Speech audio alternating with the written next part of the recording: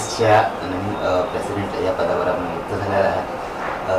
काय सांगाल मॅम की गायनेकोलॉजी सोसायटी जी आहे त्यात काय काय नवीन ध्येय आपण जागृत ठेवलं? सगळ्यात पहिले तर thank you for wishing me. Greetings from NOGS Nagpur OBGY society, the new team for 22-23.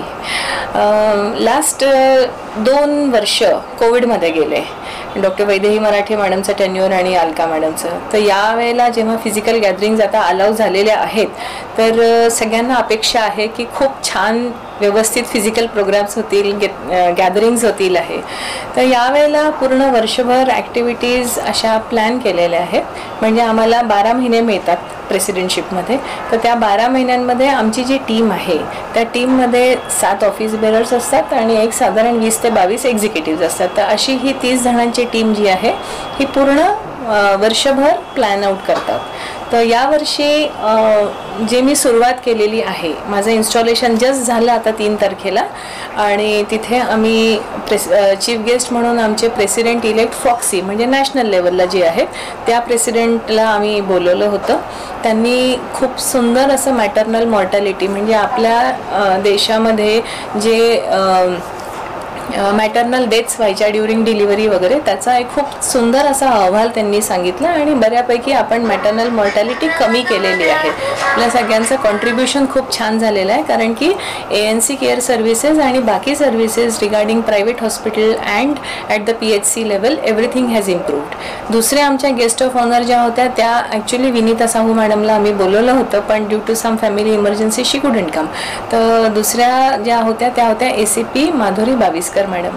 आता यांना म्हणजे खरं सांगायचं तर डॉक्टर लोकांच्या गॅदरिंगमध्ये पोलीसवाल्यांना आम्ही का बोलवलं तर आम्हाला त्यांना बोलवण्याच्या मागे उद्देश एकच होता की डॉक्टर लोकांना पोलीसवाल्यांसोबत काम पडतं त्या 2 ॲक्ट्समध्ये. एक आहे MTP act that is medical termination of pregnancy आणि दुसरं आहे पॉक्सो ॲक्ट चाइल्ड ऑफेन्स. तर समजा आमच्याकडे अनमॅरिड मुलगी येते आहे जी 18 वर्षाच्या पेक्षा कमी आहे आणि त्या मुलीला ती प्रेग्नंट म्हणून आलेली आहे तर आम्ही तिच्यावर उपचार करू शकतो पण it is our moral responsibility to inform the police station आणि that comes under POCSO because that is considered as a rape. ठीक आहे.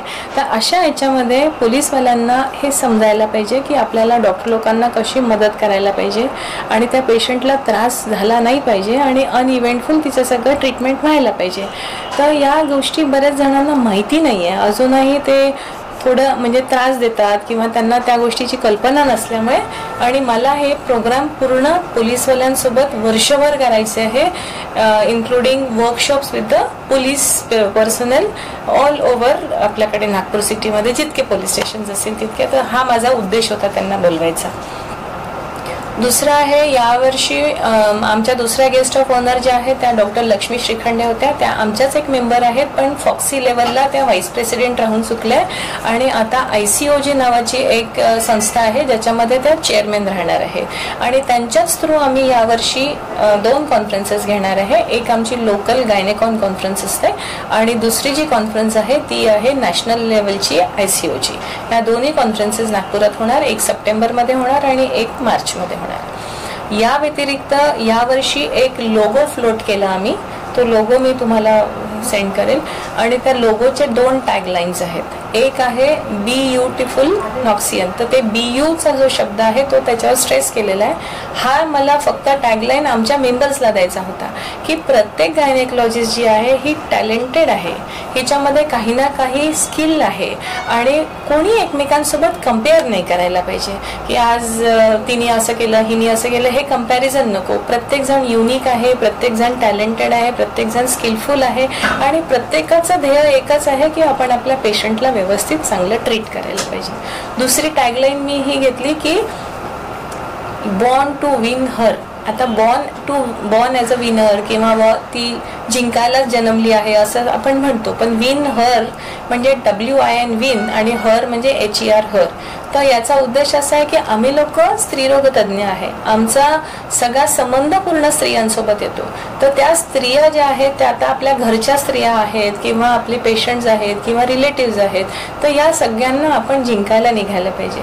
आता मी आज एक डॉक्टर आहे, मी इथे दवाखान्यात बसून माझं काम करते, पण माझं घर आहे, माझी मुलं आहेत, माझी मुलगी आहे, माझी सासू, माझी आई यांचं सुद्धा मला बघावं लागतं. So we are always born to win her. The her म्हणजे the patient or the relative or our female colleagues. ही टॅगलाईन मी यावेळेला रिलीज केली. आमचा मेन फोकस यावर्षी राहणार आहे कॉस्मेटिक गायनेकोलॉजीवर. आता आपण हे बघतो की खूप ठिकाणी मशरूमिंग ऑफ IVF सेंटर्स आहे, जिथे तिथे तुम्ही बघाल इन्फर्टिलिटी. म्हणजे हे कधी कधी एक असं स्टेटमेंट येतं की India is a country full of overloaded population, पण तरी आपल्याच कंट्रीमध्ये खूप IVF सेंटर्स आहेत. म्हणजे ही पचण्यासारखी गोष्ट नाहीये की इतके सगळं पॉप्युलेशन आपलं वाढत चाललेलं आहे, तरी पण आपल्याकडे IVF सेंटर्स इतके फ्लरिश होऊन राहिलेले आहेत आणि इतके त्याची खरंच गरज आहे का. तर IVF आणि या सगळ्या टेक्नॉलॉजीचा बऱ्याचदा वर्कशॉप झालेले आहेत, पण कॉस्मेटिक गायनेकोलॉजी ही एक टोटली वेगळी हे आहे. बरेचदा असं असतं की बायका जेव्हा 40 वर्षाच्या वर होऊन जातात त्यांना खूप सारे युरिनरी प्रॉब्लेम्स डिटेक्ट होतात. नॉर्मल डिलिव्हरी झाल्यामुळे नॉर्मल डिलिव्हरीचे काही डिसएडव्हान्टेजेस आहेत. जसं आपण म्हणतो की नॉर्मल डिलिव्हरी ही खूप छान आहे, पण नॉर्मल डिलिव्हरी डेफिनेटली चांगली आहे, पण झाल्यानंतर तुम्हाला जेवढा त्याच्यामध्ये टोनिंग एक्सरसाइजेस करून स्वतःला व्यवस्थित करायचं असतं ते युजली होत नाही.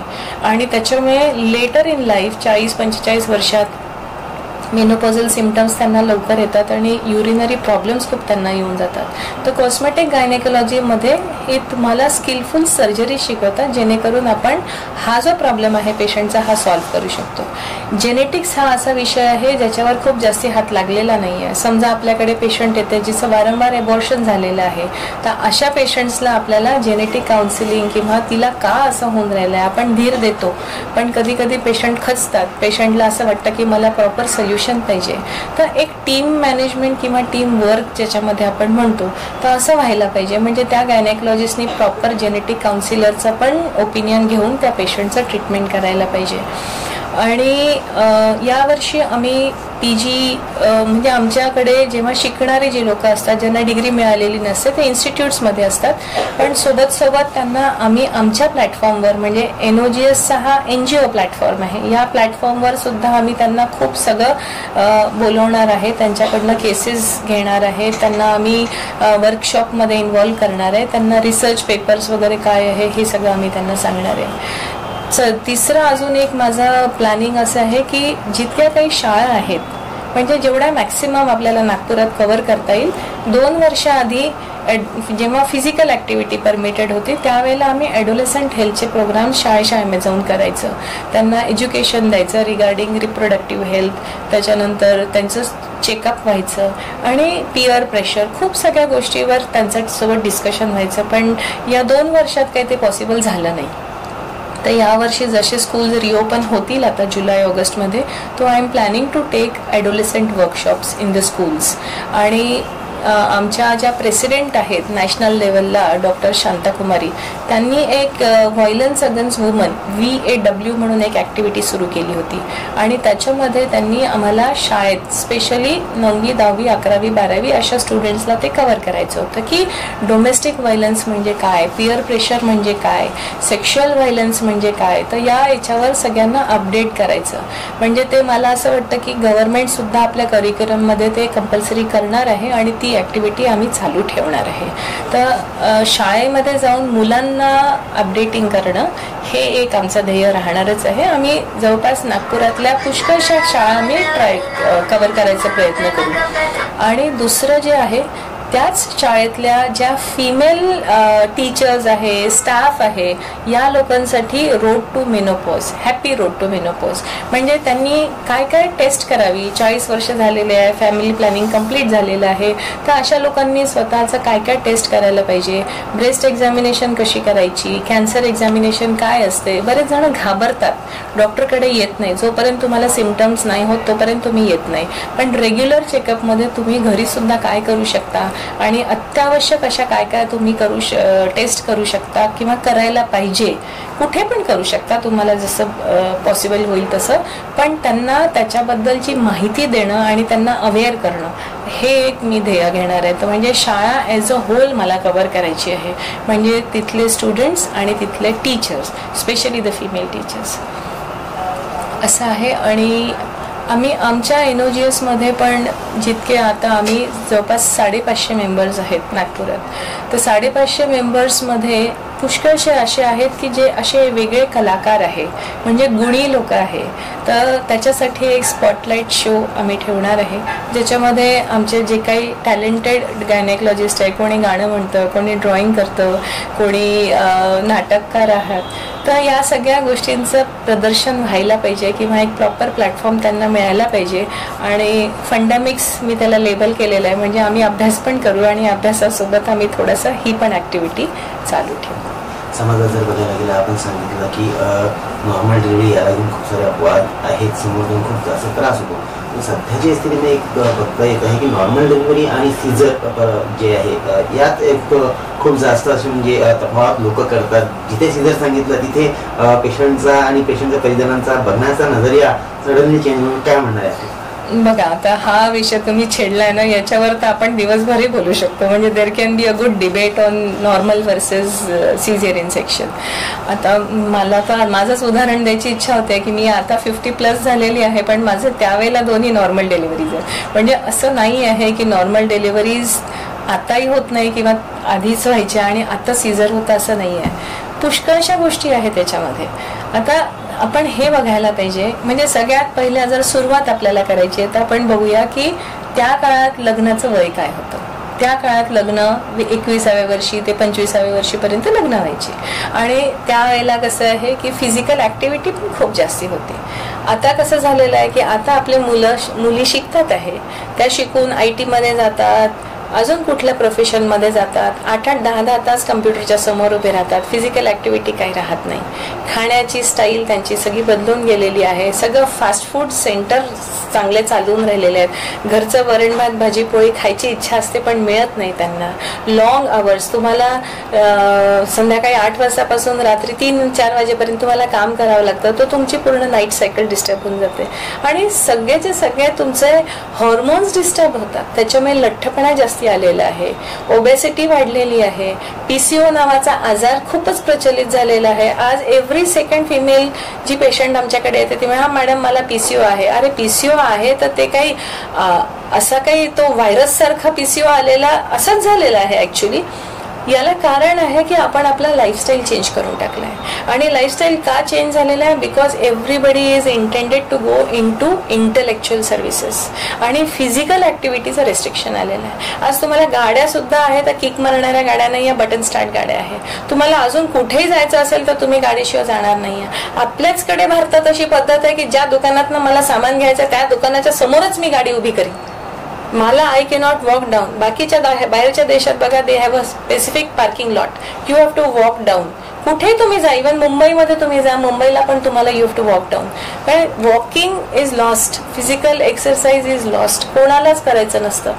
एक तर तुम्ही आता कम्प्युटर समोर उभे राहता बसता, नाही तर मग घरी TV पाहत राहता, नाही तर मग मोबाईल असतो तुमच्याकडे. कारण आता सगळंच काही स्मार्ट सिस्टम झालेली आहे पूर्ण.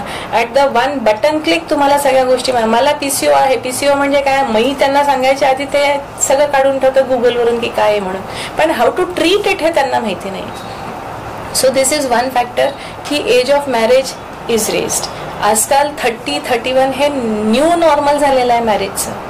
म्हणजे ज्या व्यक्तीचे 10 वर्ष इम्पॉर्टंट रिप्रोडक्टिव्ह 10 वर्ष जे की तिला इन्फर्टिलिटीची ट्रीटमेंट नसती लागली, तिला प्रेग्नन्सी चांगली राहिली असते, तिला ॲबॉर्शन्स झाले नसते आणि तिला अगदीच व्यवस्थितपणे तिची नॉर्मल डिलिव्हरी पण होऊ शकली असती. तर अशी ही जी फिमेल आहे ही 30 आणि 31व्या वर्षी लग्न करते. लग्न केल्यानंतर पुन्हा फॅमिली प्लॅनिंग यूज करतात. त्यांना पुन्हा 2-4 वर्ष नको असतं काहीतरी. मग 35व्या वर्षी आणि 34व्या वर्षी येऊन त्यांचं लग्न होतं. लग्न झाल्यानंतर मग जस्ट बिकॉज त्यांची लाईफस्टाईल चेंज झाली आहे, मग डायबिटीज, हायपरटेन्शन या सगळ्या गोष्टी होत राहतात, थायरॉइड आणि वेट गेन खूप जास्ती होतं. सेकंडली त्यांचं डाएट मॉडिफाय झालेलं असतं आणि एक्सरसाइज अजिबात काहीच नाही. पूर्वीच्या काळी पहा, लग्न झाल्याबरोबर ती सासू म्हणायची तिला बसून पोछा मारतो, शेवटच्या 9 महिन्यापर्यंत पोछा मारायला लावायची. पण आता आपण आपल्या पोरीलाच बसून नाही देत ना.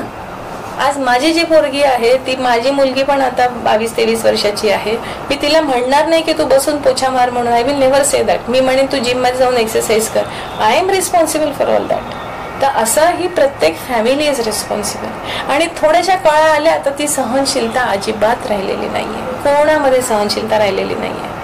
पण याच्यामध्ये माझं स्टेटमेंट, पर्सनल स्टेटमेंट, आता मला जवळपास मलाही आता ऑलमोस्ट 96 पासून मी प्रॅक्टिस करते, तर 22-23 वर्ष झालीच आहेत. तर इनिशियली पण आम्ही पेशंट पाहायचो आणि आता पण पेशंट पाहतोय. पण पर्सनली मला असं वाटतं की जर मेडिकल इंडिकेशन आहे आणि त्या पेशंटला नॉर्मल डिलिव्हरी होऊच नाही शकत, असे पेशंट्सचे तर आपण सेक्शन करतोच. खूप सारे प्रॉब्लेम्स असतात, त्याच्यामुळे आपल्याला करावं लागतं. पण जर तिचं मेडिकल इंडिकेशन नसेल आणि ती व्यवस्थितपणे नॉर्मल डिलिव्हर करू शकत असेल, तर डॉक्टरांचं काम आहे की तिचं मनोबल वाढवावं. पेन्स होतात, भयंकर पेन्स होतात. त्याचा पेन्स कमी करण्यासाठी आपण एपिड्युरल सारखे इंजेक्शन देऊन आपण पेन कमी करू शकतो. आणि ट्रायल द्यायला काही एक हरकत नाहीये. ट्रायल द्यायला लागलं, पेशंटला पेन्स वाढले की आई वडील धावत येतात की नाही इसका सीजर कर डालो, उसको इतना पेन हो रहा है, ये हो रहा है. तर खूप साऱ्या गोष्टी आहेत. आणि मॅटर्नल इंडिकेशन किंवा मॅटर्नल एक्झॉशन किंवा चॉईस ऑफ द पेशंट. आज मी एक स्वतंत्र स्त्री आहे आणि मला जर असं वाटून राहिलंय की मी शिकलेली आहे, मला एकाच्या वर मूल नको आहे आणि मला का ते पेन सहन करायचे आहेत, मला माझा फ्रीडम नाही आहे का की मी चूज करू शकते. आणि आजकाल त्याच्या बियॉन्ड झालंय. म्हणजे आता हे तर आम्ही तेवढी लिबर्टी दिलेली आहे टू चूज.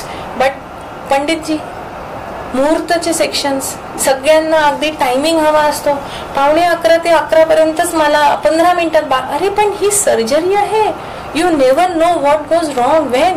आणि ज्या पेशंटला मुहूर्ताचं सीझर करायचं असेल, तिला कधी पाठीत सुई लागणार नाही, अॅनेस्थेशिया बरोबर लागणार नाही, तिला ड्रगची एखादी ॲलर्जी रिॲक्शन येईल किंवा एखाद्या वेळेला लाईट्स चालले जातील किंवा तुमचा पिडियाट्रिशियन येणार नाही. या सगळ्या गोष्टी होतात. आणि किती स्ट्रेसमध्ये आपण काम करतो आहे. पंडितला सांगायला काही वेळ नाही लागत. मी तर बरेचदा म्हटलं त्या पंडितला बोलवा इथे, मी चाकू त्यांच्या हातात देते त्यांना सीझर करायला. हे चुकीचं आहे. या पद्धती ज्या झालेल्या आहेत ना, या चुकीच्या आहेत. म्हणजे मेडिकल इंडिकेशन असलं तर आपण करतोच, नसलं मेडिकल इंडिकेशन पेशंटला पूर्णपणे कन्व्हिन्स करायचं की नॉर्मल डिलिव्हरी करा. आजकाल वेळ कोणालाच राहिलेला नाही आहे, ना पेशंटला वेळ राहिलेला आहे ना डॉक्टर लोकांना वेळ राहिलेला आहे. प्रत्येकाला असं वाटतं की पेशंट ऍडमिट झाले, 2 तासात डिलिव्हरी करून मोकळं. हे नाही असायला पाहिजे. तुम्हाला जितका वेळ द्यायचा आहे प्रत्येक पेशंटला तो द्यायलाच पाहिजे. रिलेटिव्हला समजावून सांगणं हे अजून महत्त्वाचं काम आहे. तुम्ही कॉन्फिडन्समध्ये घ्यायला हवं सगळ्यांना आणि तुम्ही क्लिअर कम्युनिकेट करायला हवं. जर माझे पेशंट सकाळी डिलिव्हरीसाठी ॲडमिट होते आहे आणि दुपारपर्यंत किंवा संध्याकाळपर्यंत ती प्रोग्रेस होत नाही आहे जशी व्हायला पाहिजे, आमच्याकडे एक पार्टोग्राम नावाचं चार्टिंग असतं आणि त्याच्यानुसार आम्हाला ते करावं लागतं. समजा त्याच्यात मला दिसतंय की कुठेतरी प्रोलॉंग होते आहे, तुमचं काम आहे त्यांना समजावून सांगणं की आता हे बाळ अडकलेलं आहे किंवा वेळ लागतो आहे किंवा आपल्या पेशंटला नंतर प्रॉब्लेम होईल. आणि PPH सारखा आजार हा कुठल्याही पेशंटला होऊ शकतो. डिलिव्हरी झाल्यानंतर तिला भयंकर रक्तस्राव जर झाला तर तिचा जीव धोक्यात राहतो, त्या बाळाचा पण जीव धोक्यात राहतो. तर या सगळ्या गोष्टींमुळे कसं आहे की तुम्हाला फार केअरफुली सगळ्या गोष्टी कराव्या लागतात. म्हणजे नॉर्मल करणं, आजकाल आम्ही नॉर्मल डिलिव्हरीला नॉर्मल नाही म्हणत, आम्ही वजायनल डिलिव्हरी म्हणतो आणि सीझरला आम्ही ॲब्डॉमिनल डिलिव्हरी म्हणतो. म्हणजे दोन्ही अशा इंडिपेंडंट डिलिव्हरीज आहेत. पण एकच आहे की नॉर्मल डिलिव्हरी किंवा वजायनल डिलिव्हरी करताना कधी कधी समजा ती डिलिव्हरी चांगली व्यवस्थित कंडक्ट केलेली नाहीये तर त्या बाईला आयुष्यभर त्याचा त्रास होतो. कारण तिचा म्हणजे ती अगदी प्राईम जागा असते, लघवी, संडास हे सगळं, तर तो त्रास त्यांना होऊ शकतो. तर ते व्हायला नाही पाहिजे म्हणून स्किलफुल ठिकाणी जसं ॲडवाईज असेल तशा प्रकारे करायला हवं. याच्याबद्दल दुमत नाही आहे की सीझर वाढलेलं आहे, पण सीझर जरी वाढलेलं असेल तरी मॅटर्नल मॉर्टॅलिटी कमी झालेली आहे आणि तुम्हाला बाळ पण जगताना दिसून राहिलेले आहे. असं नाही आहे की आपण नॉर्मल डिलिव्हरी करता करता बाळ पण गेलं आणि आई पण गेली, असं फार कमी इन्सिडेन्सेस होतात. Though the operative rate has increased but outcome जो आपल्याला मिळतो आहे तो चांगला मिळतो आहे. विश्व स्वास्थ्य दिवस ज्या दिवशी एवढं हॉस्पिटल आणि आपल्यातर्फे कशा प्रकारचे एक शुभेच्छा आणि संदेश जनतेला आपण देऊ इच्छिता? यावेळेला WHO डे आज आहे 7 तारखेला आणि आमची थीम जी दिलेली आहे ती आहे आवर प्लॅनेट आवर हेल्थ.